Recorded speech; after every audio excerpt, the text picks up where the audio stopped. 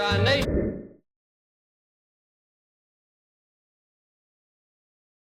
best is still ahead.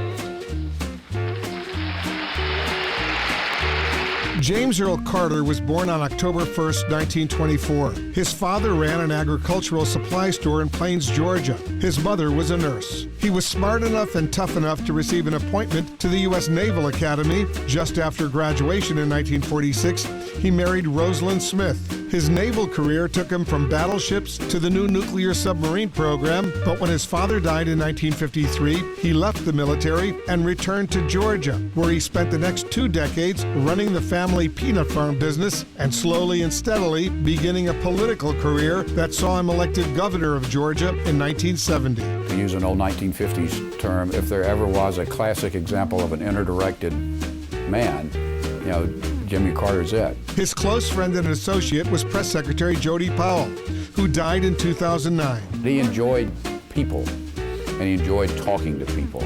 I think he enjoyed those early days of campaigns when there was much more personal interaction with the voters than he did the latter stages when it was a series of set-piece speeches and large crowds. My name is Jimmy Carter, and I'm running for president. In 1976, the former Georgia governor went from being Jimmy Who to the White House. Not everyone in Washington was happy to see him. Washington, even more than New York, is the snobbiest city in America.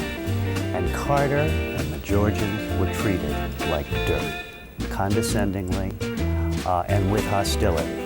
If he had a fault, it was that he matched Washington's hostility with his own. Early on, Carter was accused of presidential micromanaging, of excessive attention to detail. At his best, Jimmy Carter mastered a subject and then led, sometimes very effectively, because of his mastery of its details. That mastery of details enabled Carter to negotiate the Camp David Peace Accords, a deal between Egypt and Israel that led to a peace treaty ending decades of war between their countries. His most difficult presidential days came after Iranian militants took dozens of Americans hostage in Tehran in late 1979. They were held for 444 days, and 8 U.S. servicemen died after President Carter ordered an elaborate rescue attempt that failed.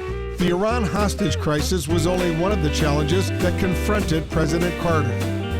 We must face the fact that the energy shortage is permanent. During Carter's term, Americans endured a sharp, steady increase in oil and gasoline prices, which forced everything to cost more. To some, Carter's stark comments began to sound like moralizing.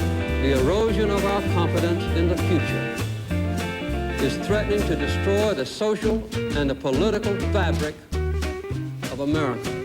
In 1980, Carter faced Republican challenger Ronald Reagan, who exuded sunny optimism and asked voters a simple question. Are you better off than you were 4 years ago?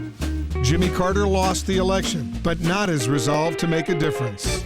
He and Rosalind founded the Carter Center in part.